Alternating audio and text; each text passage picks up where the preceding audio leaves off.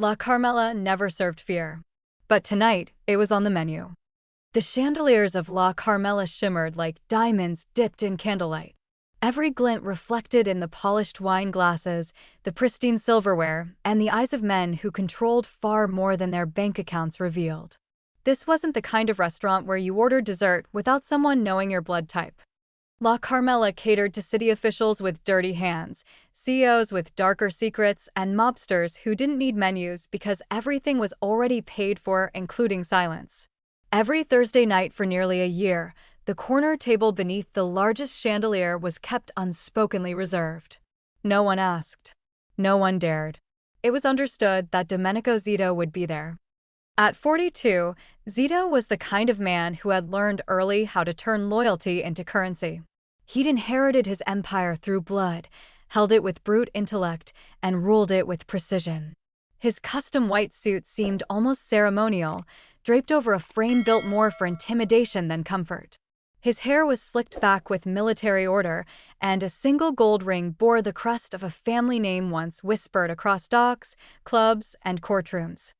He never raised his voice, he didn't need to. One glare from those obsidian eyes, and the room remembered who owned the silence. Tonight, he sat alone, as always. A half-drunk glass of red cast shadows across the linen as his jaw tightened. This, Zito muttered coldly, pushing his plate forward, is an insult. The waiter, young, pale, and trembling, began to apologize. Something about the veal. The temperature. The chef. But before he could finish, she stepped in. Red shirt. White apron.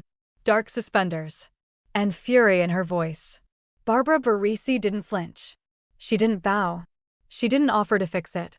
Instead, she pointed finger sharp as a blade and said, "Then leave hungry." Forks froze midair. The pianist stopped playing mid-phrase. The entire dining room fell silent. But Domenico Zito? He didn't blink. Before we continue, like this video and comment where you're watching from. Subscribe to the channel so you never miss another interesting story. Barbara didn't sleep much that night. The adrenaline from standing up to Domenico Zito had long faded, replaced by a gnawing unease that curled around her ribs like cold wire. She kept replaying the moment, his scowl, her words, the silence that followed. It wasn't fear exactly, though she'd be lying if she said she wasn't nervous. It was something else, something quieter, something she couldn't quite name yet. By morning, the kitchen staff had already spun the story into legend. Barbara iced Zito, Marco whispered behind the espresso machine, eyes wide with both awe and anxiety. Antonio, the manager, hadn't spoken to her at all, just shot her a look that could have curdled milk. Customers gave her sidelong glances, like they were trying to decide if she was brave or stupid. She moved through the day with practiced grace, but beneath the surface, she waited for retaliation or a phone call or worse. What came instead was a reservation. By 6 p.m., the words had spread like spilled wine on linen. Zito's coming back. Not just that, but he'd made a special request. Table 17, same booth. Same time. Same server. Antonio cornered Barbara by the wine rack, sweat already purling at his temples. "He asked for you," he whispered, as if saying it louder might summon ghosts. "You don't have to do this." Barbara met his eyes evenly. "Yes, I do." Antonio hesitated before nodding, then stepped back as if she'd just walked into traffic. The dining room looked identical to the night before, but it felt different, like it had inhaled and was waiting to exhale. At 7:03 p.m., Domenico Zito entered La Carmela wearing a charcoal gray suit that caught the low lighting like water catches the moon. He didn't speak to anyone. Just walked in, smooth and precise, with two bodyguards in his periphery like wolves on a leash. His eyes scanned the room only once, then landed directly on her. Barbara's pulse jumped, but her hands were steady as she picked up the menu. She walked to his table as if she hadn't spent the last 20 hours imagining this moment. "Mr. Zito," she said calmly, stopping at his booth. "Welcome back." Domenico's expression didn't shift, but his eyes sharpened like he was tuning a frequency. "Barbara," he said, and the sound of her name from his mouth made something tighten in her stomach. "You remembered." She gave a polite nod, trying not to react. "Would you like your usual?" He tilted his head slightly, as if amused. Surprise me. She blinked. Sir, you seem to have good taste, he said. I trust your judgment. Barbara didn't answer. She just wrote something down on her notepad, though she wasn't entirely sure what. Then she turned and walked away, feeling the weight of his gaze trace every step she took. In the kitchen, she leaned against the counter, taking a moment to catch her breath. Marco raised an eyebrow at her, silently asking if she was okay. She gave a tight nod, then slid the order ticket to the chef, veal, medium rare. Back on the floor, the atmosphere had shifted. The other servers moved like they were trying not to provoke a storm. Barbara walked between tables, collecting wine lists and refilling glasses, but her attention kept drifting to the corner booth. He wasn't eating, wasn't drinking. He was just watching her. When she returned with the food, he smiled slightly. You picked veal again. She arched a brow. Thought you might want a second chance. And you think this one will be any better? I think the meat was never the problem. Domenico's laugh was low and genuine, surprising in its warmth. You're not afraid of me? No, Barbara replied. But I haven't decided what you are yet. His smile didn't fade, but something in his posture shifted. The air between them felt taut, stretched like the seconds before thunder. Do you always speak your mind like this? Only when it matters. He didn't respond, but he didn't look away either. She placed the plate in front of him, then turned to leave, but his voice stopped her. Tell me something, he said. Barbara turned back slowly. Depends on what you're asking. Domenico rested his forearms on the table, fingers steepled. Who taught you to hold your ground like that? The question caught her off guard. Her voice softened before she could stop it. My father. There it was, the smallest crack in her armor. But he didn't pounce on it. He just nodded like that was the answer he expected. Smart man. He disappeared when I was 23, she added, the words slipping out before she could reel them back in. No warning. No funeral. Just gone. Domenico stilled completely. What was his name? He asked. Barbara paused, then said it. Carlo Baresi. The silence that followed was different this time. Not tense, heavy.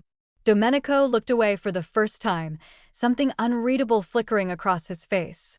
That name sounds familiar. Barbara swallowed. He worked for someone. Said it was warehouse logistics. But the whispers said it was something else. Something, yours. Now his gaze returned to hers, steadier, colder, deeper. I didn't kill your father, he said simply. Barbara blinked. I didn't accuse you of that. You're thinking it. I'm thinking you know more than you're saying. Another beat of silence. Then, without breaking eye contact, Domenico lifted his fork and took a bite of the veal.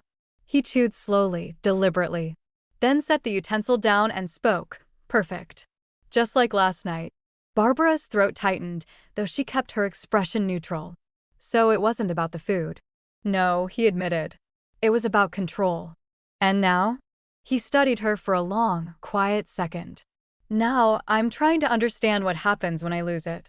Later that night, after her shift ended, Barbara returned to her tiny apartment with aching feet and a spinning mind.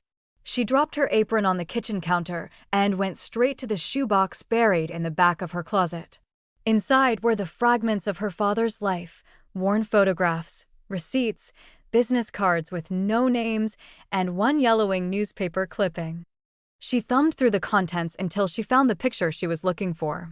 It had been taken at some private event, dated 12 years ago. In it, her father was shaking hands with a younger man in a crisp black suit. The man's expression was shadowed, but unmistakable. Domenico Zito. Barbara stared at the image, feeling the burn of confirmation settle behind her ribs. So it was true. Their paths had crossed before. And now, for reasons she didn't yet understand, they were crossing again. He came back the next night. And the next. And the one after that. Always alone. Always at the same booth beneath the largest chandelier. Sometimes he ordered veal, sometimes he let her choose. But no matter the meal, his attention never wandered far from Barbara Baresi. And people noticed. The whispers started behind the bar first, Marco muttering to the pastry chef, who passed it to the hostess, who passed it to Antonio with raised eyebrows and a smirk. "He's not here for the food," someone said. "He's here for her." Staff began placing quiet bets on what night he'd ask her out. Customers craned their necks when she walked past, hungry for the next showdown. But instead of tension, they saw something else building, something slower, coiled beneath the surface like the pause before a storm. Barbara tried not to let it rattle her, but it did. Not just because of the attention, she'd dealt with entitled men before, but because Domenico Zito wasn't acting entitled. He didn't flirt. He didn't leer. He just watched. Quietly. Closely. Like she was a riddle he decided to solve with patience, not pressure. By week 2, the stares were too obvious to ignore. Antonio pulled her aside during a wine delivery and whispered, "If he's bothering you, really bothering you, I can make a call." She appreciated the offer. But the truth was messier. Domenico hadn't crossed a single line. It was everyone else making it feel suffocating.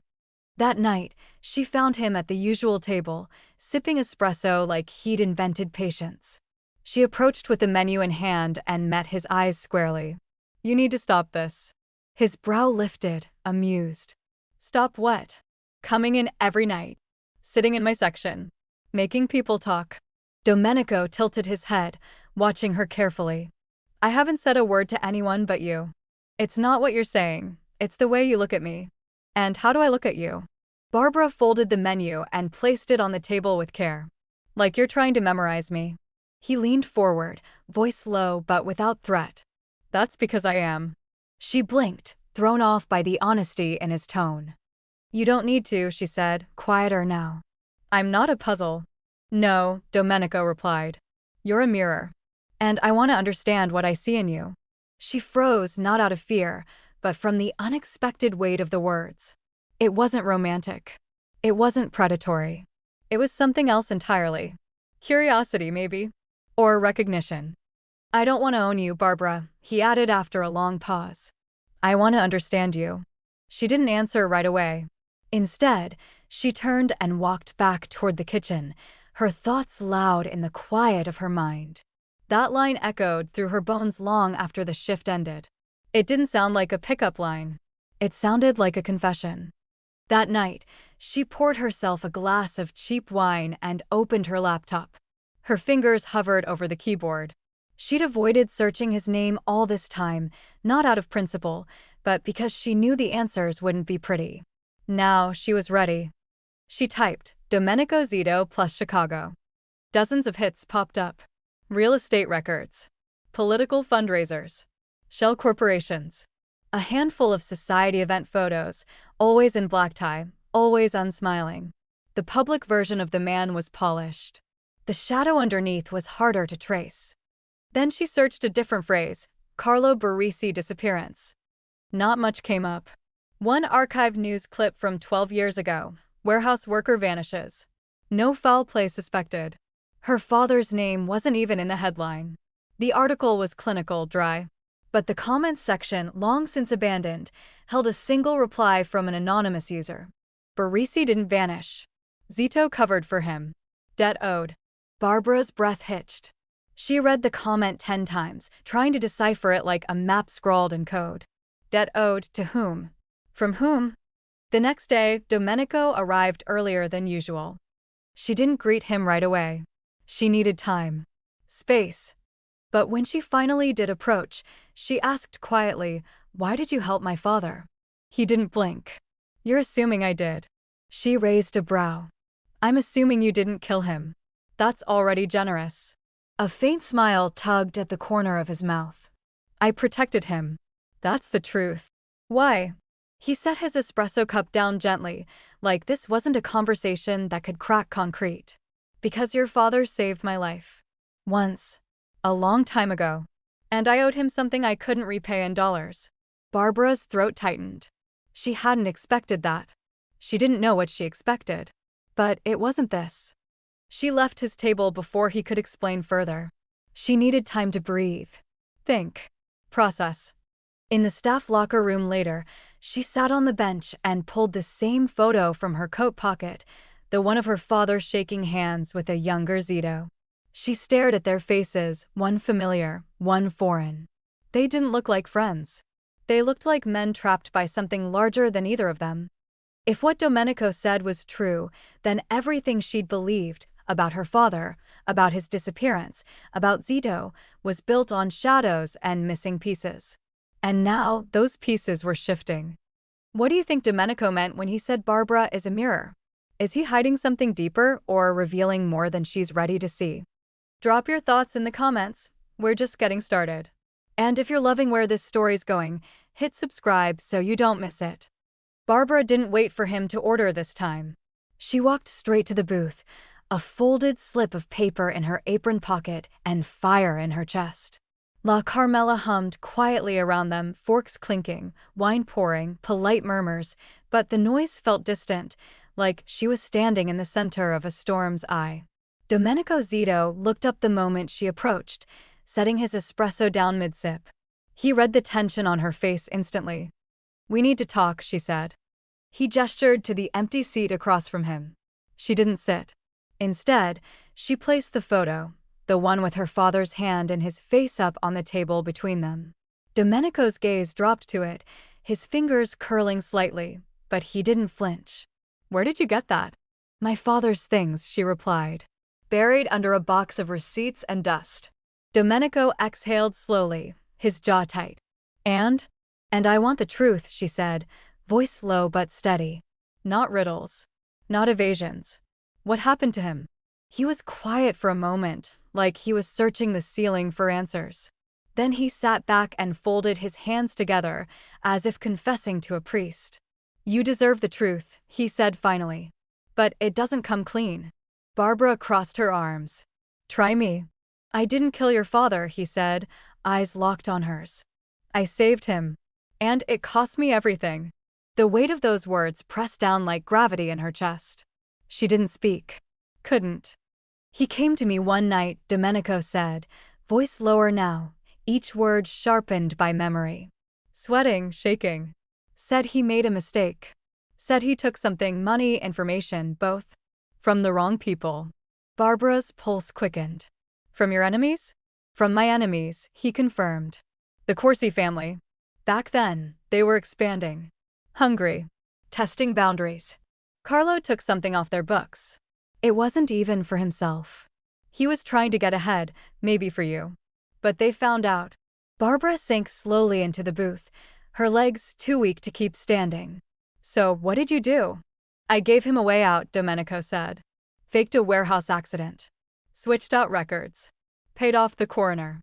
The Corsi family thought he was dead. And they stopped looking." She blinked, struggling to absorb the avalanche of revelations. "Where did he go?" "I sent him to a contact in Nova Scotia," he said. "He didn't want to stay. Too cold. Eventually moved again.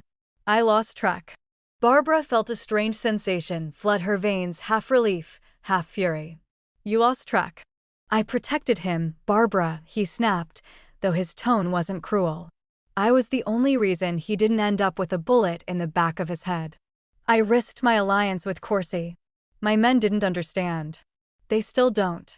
But I owed your father a debt." "What debt?" Domenico's gaze dropped. "He pulled me out of a burning truck 12 years ago. After a deal gone wrong. Everyone else ran. He didn't. I lived because of him." The image caught her off guard, her quiet, rule-following father diving into flames for the most dangerous man in the city. It didn't make sense. But it also did. "So you repaid him." "I tried," he murmured. "I couldn't protect both of you. That's why I didn't contact you. It would have led them to you." Barbara stared at the table, her hands clenched in her lap. "And he never tried to reach me?" "He wanted to. But he believed it was safer this way. For you. You were all he talked about when we set up the plan. He said, make sure she never finds out this world touched her." It hurt. It hurt so much, it stunned her into silence. Years of confusion. Anger. Grief. And now the truth, and it wasn't clean, just like he said. "I don't know what to believe," she whispered. "I don't blame you," Domenico said. "But I've never lied to you, Barbara. Not once." She looked up, her voice shaking. "You disappeared a man. You buried a life. That's not nothing." "No," he agreed. "But sometimes survival costs more than guilt." She stood suddenly, her body moving before her brain caught up. "I need air. I'll walk you out." No, she held up a hand. "Not tonight." Domenico didn't argue. He just nodded once and watched her go. Outside, the air was cool against her skin, laced with the scent of rain and exhaust. Barbara walked 3 blocks before she realized she'd left her jacket behind. She didn't care. Her thoughts raced too fast for weather to matter. Was her father really alive? Could she forgive him for staying gone? She thought about the man who walked her to school when she was little. The one who made pancakes on Sundays and whistled Sinatra while folding laundry. That man had been replaced in her mind by a ghost. But maybe he was still out there, somewhere. Hiding. Watching. She reached her apartment just past midnight. The hallway was dim, flickering with the dull yellow of a faulty light bulb. She fumbled for her keys with shaking hands. The lock clicked open, and she stepped inside, closing the door behind her like she was shutting a chapter of a book she hadn't meant to open. Inside, she poured herself a glass of water and went to the box again, the one with her father's belongings. This time, she sifted through it slowly, deliberately. One folder caught her eye. It had a worn edge and a faint tobacco scent. Inside were several receipts, cash transactions, names half scratched out, an old bus ticket to Maine. And a note. It was scribbled in blocky, hurried handwriting. "Tell Domenico the ledger's clean. I did what I had to. Don't let them find her. CB." Barbara swallowed hard. The timeline lined up. So did the fear. And that final sentence hit her like a gut punch. Don't let them find her. She sat back against the wall, the papers scattered on the floor like leaves. Her world, once so clean, so linear, now cracked in too many directions. Nothing about this made her feel safer. But the truth never promised safety. Just clarity. She picked up her phone, scrolled through her contacts, and hovered over Domenico's name. Her thumb didn't move. Not yet. She needed time to think. An hour later, she pulled her hoodie over her hair and stepped outside for a walk. The night was quiet, but the city never fully slept. As she walked down Oakview Avenue, a flicker of motion caught her eye in the reflection of a bakery window. A car. Dark. Unmarked. Parked across the street. It hadn't been there earlier. Barbara kept walking, pulse suddenly loud in her ears. When she stopped at the crosswalk, she turned just enough to see it again. Engine off. Windows tinted. No movement. But her gut clenched. Someone was watching her. Barbara checked over her shoulder more often now. The dark car hadn't returned, not visibly, but the sensation of eyes trailing her had sunk beneath her skin like cold needles. She started taking different routes home, skipping her usual coffee stop, keeping her keys clenched tight between her fingers after dark. Her phone battery never dipped below 80%. And yet, the unease never left. It wasn't paranoia, it was instinct. That same hum beneath her ribs she felt before storms when she was a child. Something was coming. Something calculated. And if it wasn't Domenico's men, then it was someone else. By the 4th day, even Marco noticed. "You jump at every shadow now," he said, handing her an espresso behind the counter. She offered a tired smile. Maybe the shadows are jumping first. He didn't press her, but she saw the worry flicker in his eyes before he turned away. The restaurant felt different lately. Not because of Zito, he still came, still watched, but there was a quiet restraint to him now. It was something else. Something behind the curtain. The regulars had started acting jumpy, too, shoulders tense, eyes darting to the door when it opened. Then, at 10:47 p.m. on a Thursday night, the atmosphere shifted again. The rush was over, the tables mostly cleared. Barbara stepped into the alley behind La Carmela to dump a bag of trash, the crisp autumn air biting against her cheeks. The alley was dim, lit only by the yellowed backlight above the kitchen door. She was halfway to the dumpster when a voice sliced through the dark like a knife. "Barbara Baresi." She stopped, turned, and froze. A man stepped out of the shadows, dressed in a steel gray suit, cigarette dangling between his fingers. His smile was all venom and veneers. "You look just like your father." Barbara's heart slammed into her ribs. She didn't know his name, but she didn't have to. She'd seen the photos, heard the whispers. Salvatore Corsi. The rival Domenico rarely spoke about, but whose name always tasted like blood. I don't think we've met, Barbara said, keeping her voice steady. And I don't do introductions in dark alleys. Corsi chuckled. Feisty. He said you would be. Who? Your boyfriend. Zito. She narrowed her eyes. He's not my boyfriend. Not yet, Corsi said with a smirk. But he's invested. Very invested. And that makes you interesting. Barbara took a slow step backward, calculating distance. Door was 5 feet behind her. Too far if he lunged. You have 2 seconds to walk away. Or what? Corsi asked, flicking ash to the ground. You'll yell? Sweetheart, no one here would lift a finger if I. The door slammed open behind her. And 3 men stepped out, dark suits, earpieces, guns not visible but undeniably present. Zito's men. Corsi's smirk vanished. Step away from her, the tallest one said. Corsi raised both hands in mock surrender. Relax, boys. We're just chatting. Now, the man growled. Corsi stepped back with a sneer, then turned to Barbara one last time. Tell Domenico I said hello. And thank him for showing his hand. Then he disappeared into the alley's shadows as quickly as he came. Barbara stood frozen for a moment, adrenaline roaring in her ears. One of Zito's men stepped toward her. Are you hurt? She shook her head. No, just shaken. We were tracking him. Didn't think he'd move tonight. He pulled out his phone. Boss needs to know now. 15 minutes later, Domenico arrived. He didn't come through the front. Didn't announce himself.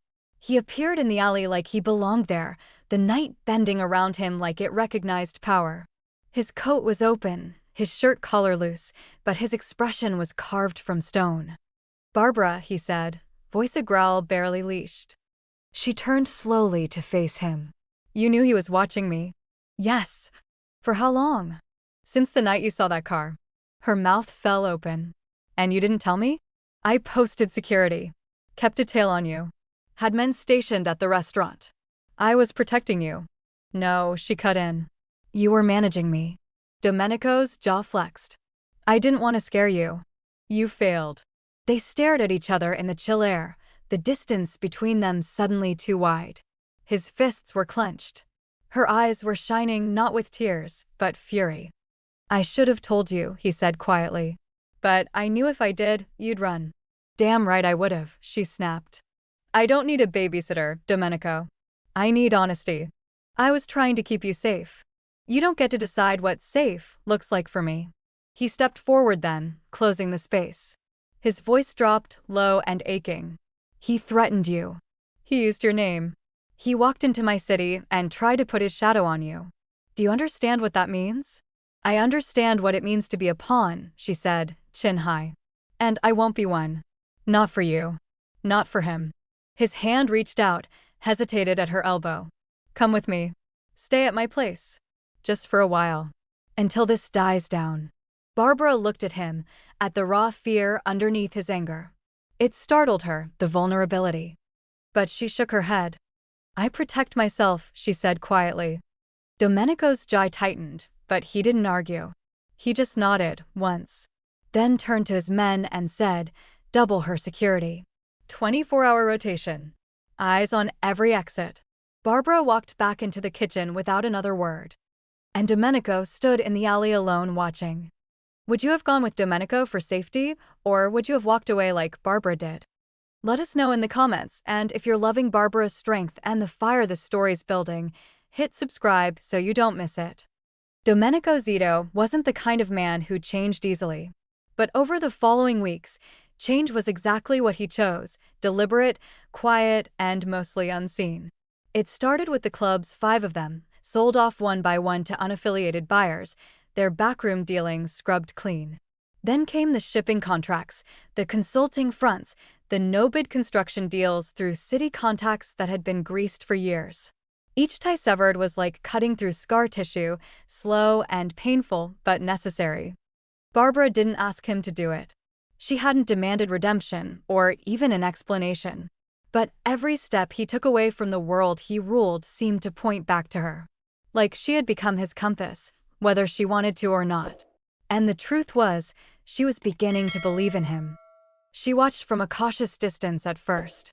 One of his men, Marcus, mentioned the real estate office they'd reopened in River North, this time under a clean license.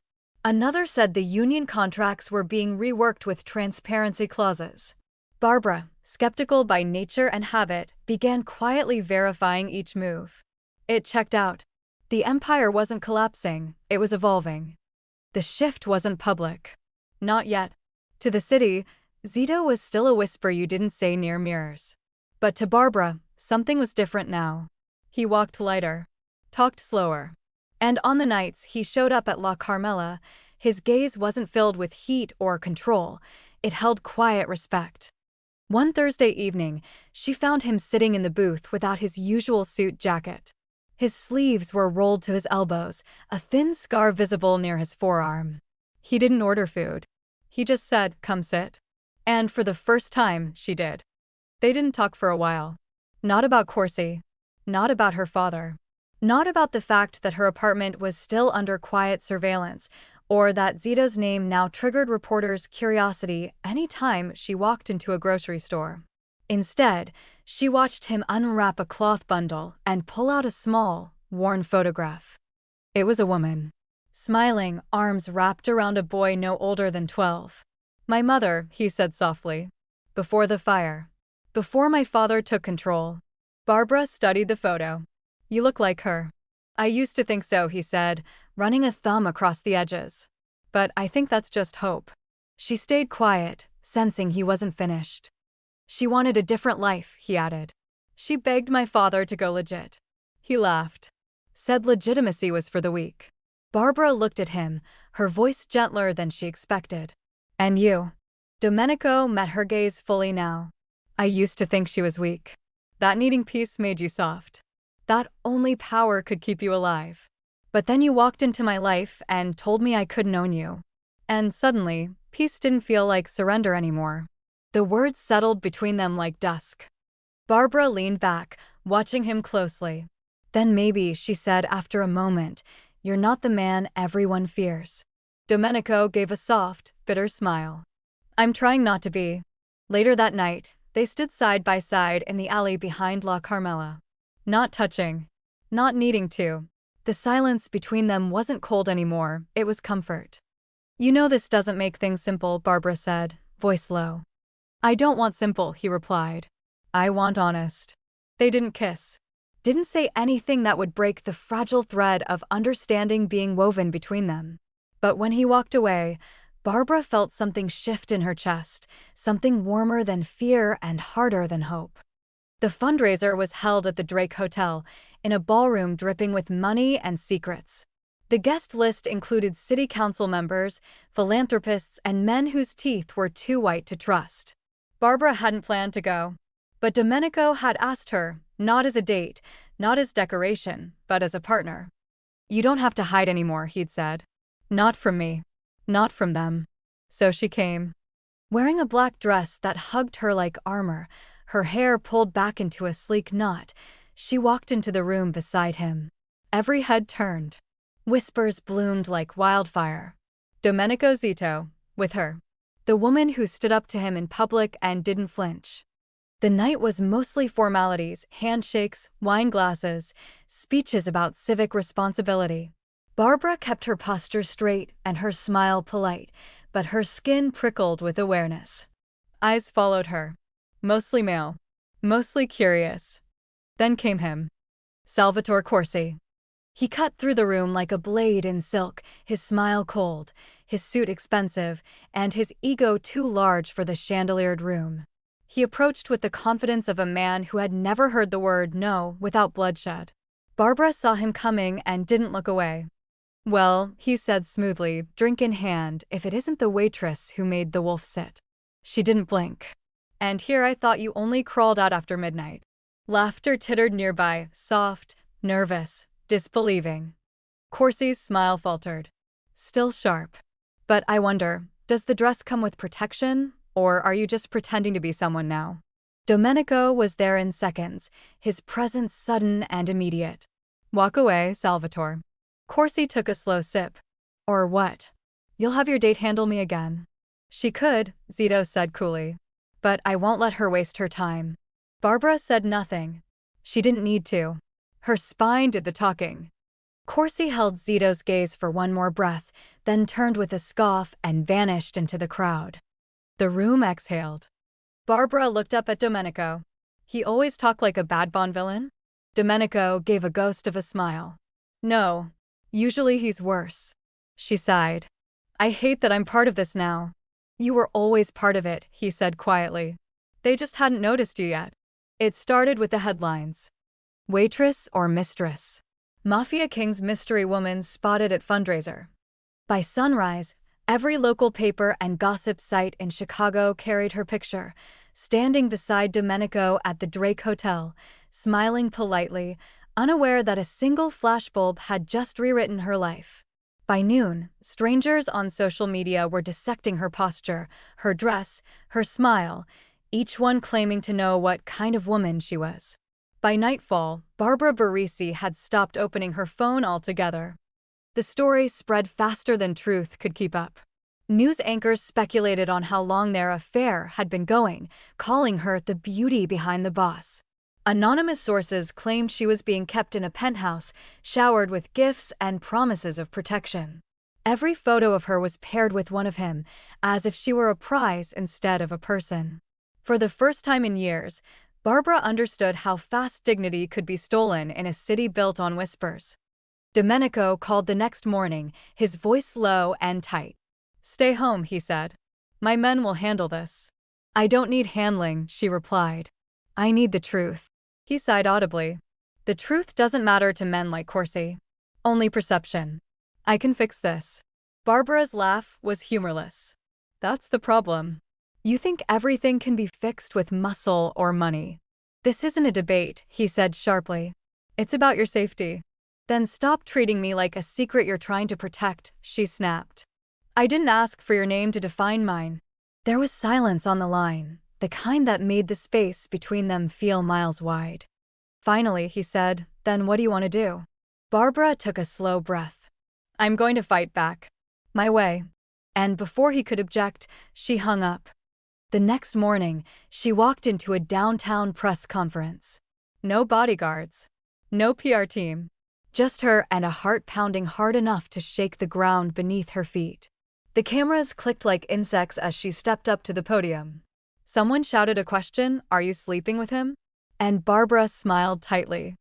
I'm not a mafia mistress, she began, her voice cutting through the chaos like glass. I'm a woman with a spine. The room went silent. She continued, slower now, deliberate. I serve tables. I pay rent. I walk home late like thousands of other women in this city.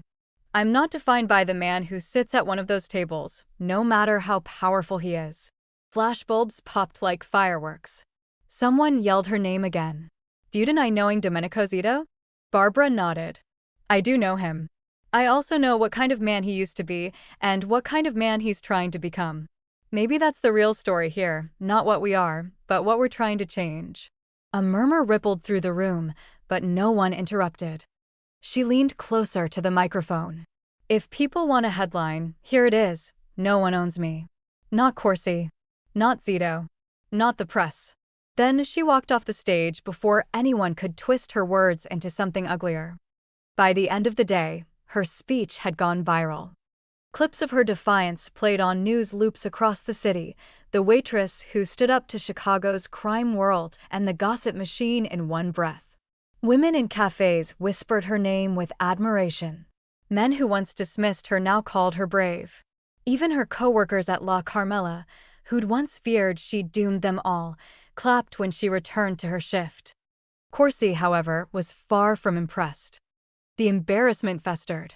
His public jabs at Zito had failed to shake the man's grip on the city. Now this waitress had humiliated him in front of cameras. A man like Corsi didn't forget humiliation. He turned it into purpose. And Barbara had just given him a reason. Domenico saw it coming before anyone else did. He called that night, voice rough from too many cigarettes and not enough sleep. He won't let this go, Barbara. You need to stay somewhere safe. I'm already safe, she said. You saw the coverage. The whole city's watching now. That's what worries me, he replied. You think eyes protect you. But in this world, they just tell your enemies where to aim. His words stuck with her long after the call ended. She didn't want to admit he was right. She wanted to believe that light could protect her from shadows. But as she walked home from the restaurant that night, every passing car made her flinch. Every reflection in a window looked too still. The rain started halfway down Lexington Avenue. She pulled her coat tighter, quickening her pace. The streets were empty except for the hum of neon from a corner bar and the rhythmic slap of her heels on wet pavement. Her apartment was 4 blocks away. She kept her head down. Then came the sound, tires squealing against wet asphalt. A black van pulled up fast, brakes screeching. Barbara turned instinctively, her bag slipping from her shoulder. The door slid open, and 2 men in dark clothing jumped out. She barely had time to scream before a hand clamped over her mouth. Her body fought, nails scratching, feet kicking against concrete, but one of them grabbed her wrists, twisting them behind her back. The world blurred in rain and fear. Got her, one of them said. She heard the click of the van door slam shut. The city lights vanished, replaced by the suffocating dark of the moving vehicle. Barbara's heartbeat roared louder than the engine. Somewhere inside the chaos, she remembered her own words, "No one owns me." She just prayed they'd still be true by morning. The van smelled like oil and wet leather. Barbara's wrists burned where the zip ties bit into her skin, and the cloth gag tasted like dust and fear. She couldn't see much in the darkness, but she counted every bump in the road, every turn, every second that passed. Panic had tried to claw its way up her throat in the first few minutes, but she shoved it down with stubborn force. She was still here, still thinking, still fighting. The men didn't speak much. One in the passenger seat kept glancing back, as if expecting her to shift into a threat at any second. Good, she thought. Let them be nervous. She didn't know where they were going, but she had a feeling it wasn't anywhere forgiving. And she knew, without doubt, this wasn't about ransom. It was about revenge. About Corsi sending a message the only way cowards ever knew how, through women. Through fear. Through silence. But Barbara had never been silent for long. They reached the warehouse just outside the River District. She knew the area from when she used to ride her bike as a kid. It had been condemned years ago, swallowed by rust and shadows. The men dragged her out, rough but not sloppy, and pushed her toward the side entrance. Her boots scraped across broken glass, her heart steady now. The fear had morphed into something colder, something sharper. Inside, it was damp and dark, lit only by the weak flicker of a hanging bulb. A metal chair waited in the center of the space like something from a movie. Barbara made herself laugh. Loud. Hard. The sound echoed in the cavernous space and startled one of the men. "That's funny to you," he sneered. She shrugged. "You tied me up, shoved me in a van, and now you're offering me a chair? I've had worse dates." The taller one cursed under his breath. "Corsi said you were mouthy. Then he should have sent someone better. They didn't like that." She didn't care. They forced her down into the chair and zip-tied her ankles. One stayed close, clearly the muscle. The other paced nearby, probably the one with the orders. She needed them off rhythm. Off script. She needed time. "You know my father worked in places like this," she said casually. Not as muscle. But he knew how to disappear. They didn't answer. "He taught me a few tricks. Things that buy you seconds. Or save your life." The pacing one scoffed. "You think Zito's coming to save you?" Barbara smiled. "I'm not waiting to be saved." At that moment, halfway across the city, Domenico Zito stood in his office with a phone crushed to his ear and murder in his eyes. "Where is she?" he snapped.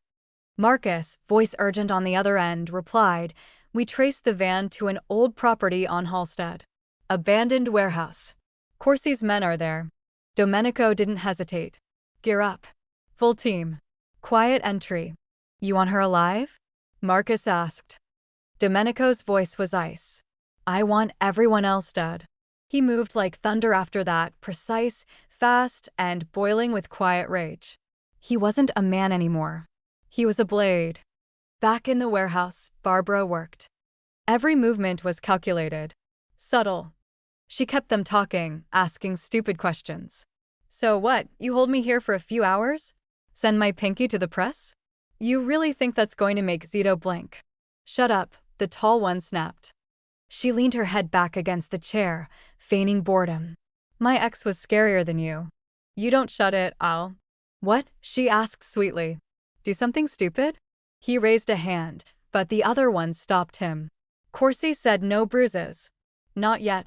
Barbara smiled. Good. Let Corsi's vanity keep her face intact. She twisted her wrists slowly. The zip ties were tight but not unbeatable.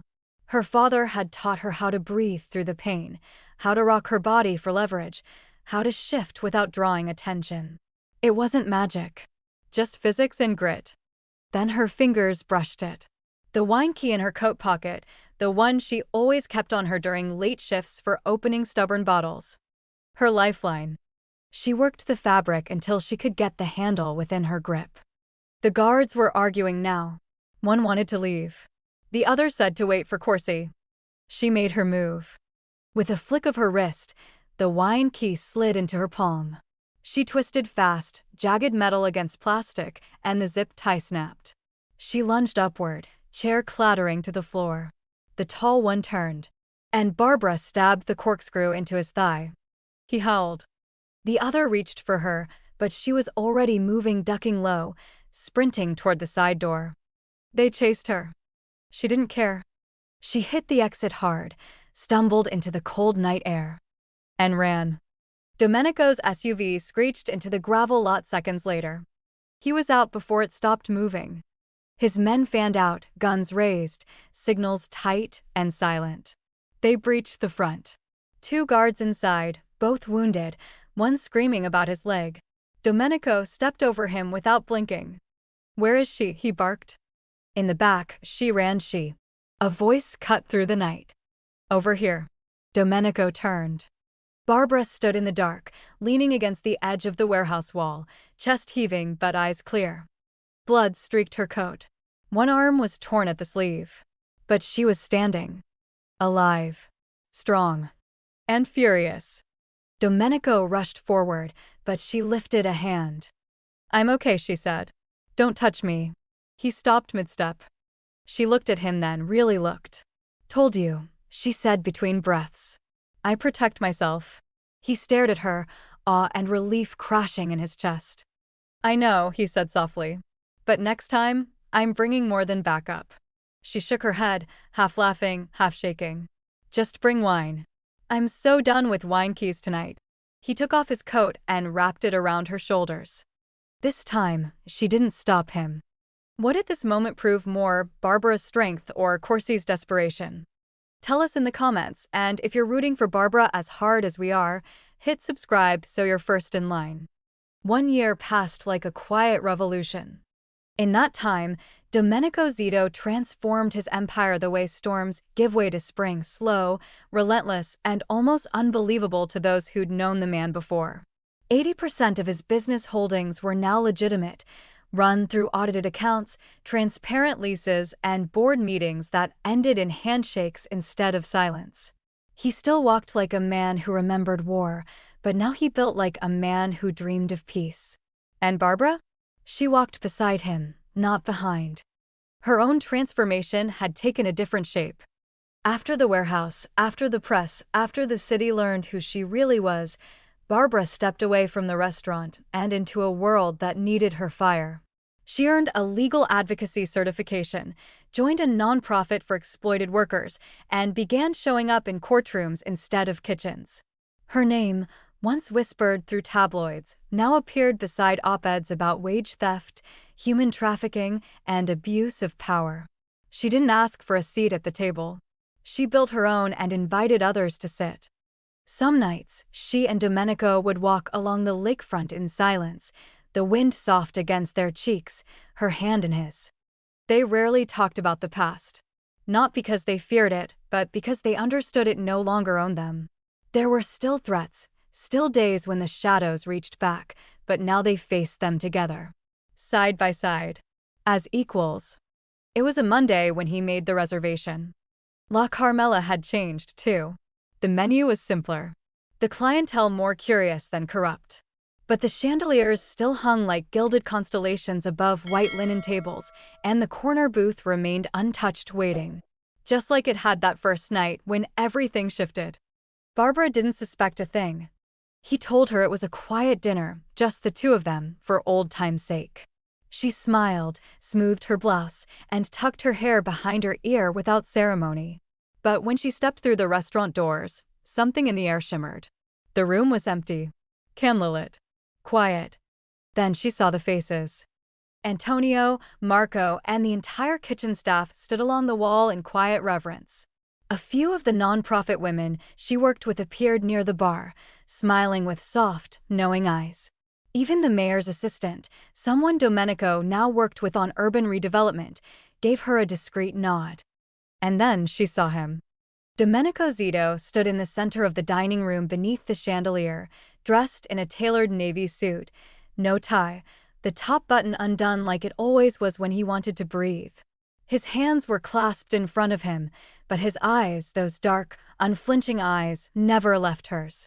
Barbara approached slowly, heartbeat thudding like a drum in her chest. "What's all this?" she whispered. He didn't answer with words. He reached into his coat pocket and pulled out a small, velvet box. Then, slowly, reverently, he dropped to one knee. The silence in the room cracked. Domenico opened the box to reveal a ring, simple, vintage, an emerald flanked by 2 diamonds. It was elegant without being loud, meaningful without being showy. Just like her. He looked up at her, voice low but steady. "You froze me once with 3 words," he said. "Let me answer with one forever?" Barbara's breath caught. She didn't cry, not right away. But her fingers shook as she reached for his, her entire world narrowing to the man kneeling in front of her. The one she'd once thought was her enemy. The one who'd become her anchor. "Yes," she whispered. Then louder, "Yes." The entire restaurant erupted. Applause rang out like thunder, echoing beneath the chandeliers. Marco wiped his eyes. Antonio grinned so wide it looked like it hurt. A few of Barbara's colleagues hugged one another. And Domenico?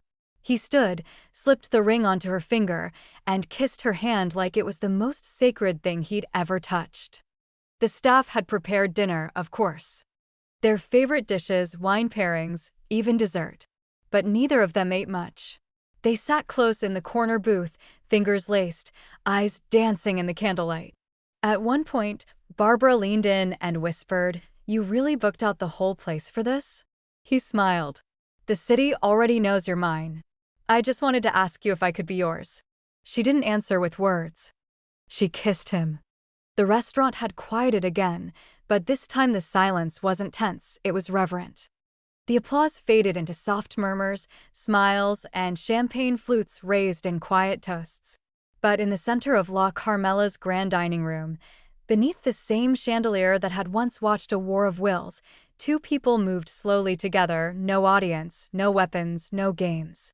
Domenico Zito held Barbara close, his hand resting gently at the small of her back, her head tucked against his shoulder.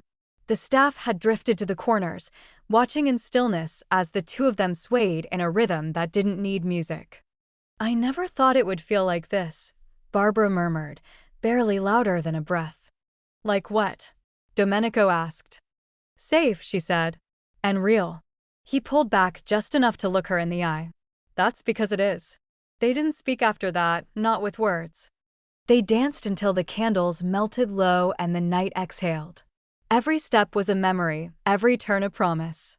From the veal to the van, from the threats to the forgiveness, it had all led here.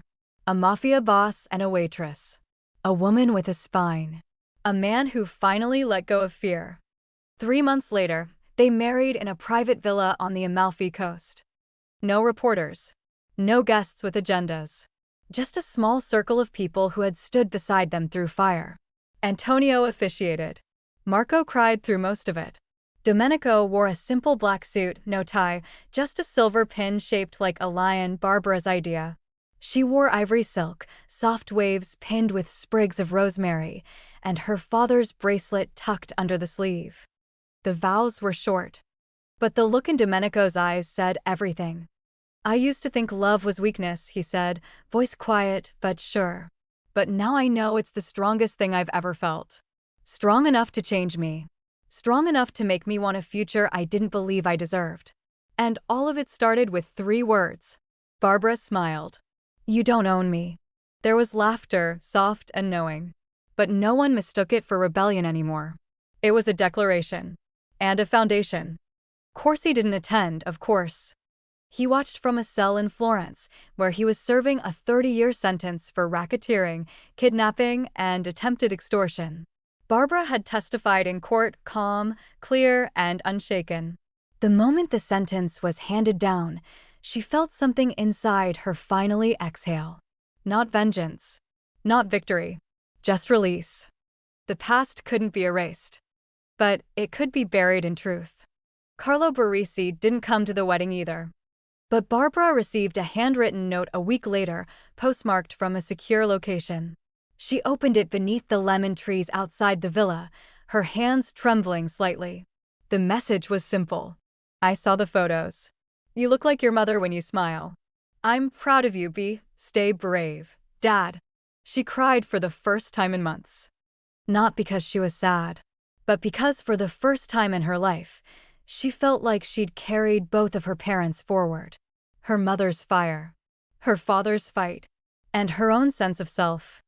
The penthouse in Chicago was still theirs, but they spent long stretches in Italy now, blending old roots with new beginnings. Domenico continued his quiet crusade to clean the family name, delegating what little was left of the shadows to men he trusted to protect without harm. The lion seal now represented investment, philanthropy, and second chances. Barbara built a legal program across 3 cities to provide pro bono services to women in crisis. Together, they stood not above the world, but in it remade. That night, back at the villa after the wedding, they sat beneath a white canopy lit with fairy lights and the distant hum of ocean waves. Domenico poured them wine, red, deep, and smooth. Barbara watched him over the rim of her glass, her bare feet tucked under her dress. The night was warm, full of stars, and the future had never felt closer. You're staring, he said, not looking up. I'm memorizing, she replied. He smiled. You know, she said softly, you still don't own me. Domenico looked at her then, eyes deep and unwavering. No, he said. You just chose me. And I'll never forget it. And in a world ruled by fear, one woman's defiance lit the fuse of transformation. And love. If you listened to this story until the very end, thank you. We have a playlist of interesting stories like this. See it on your top right screen. Enjoy!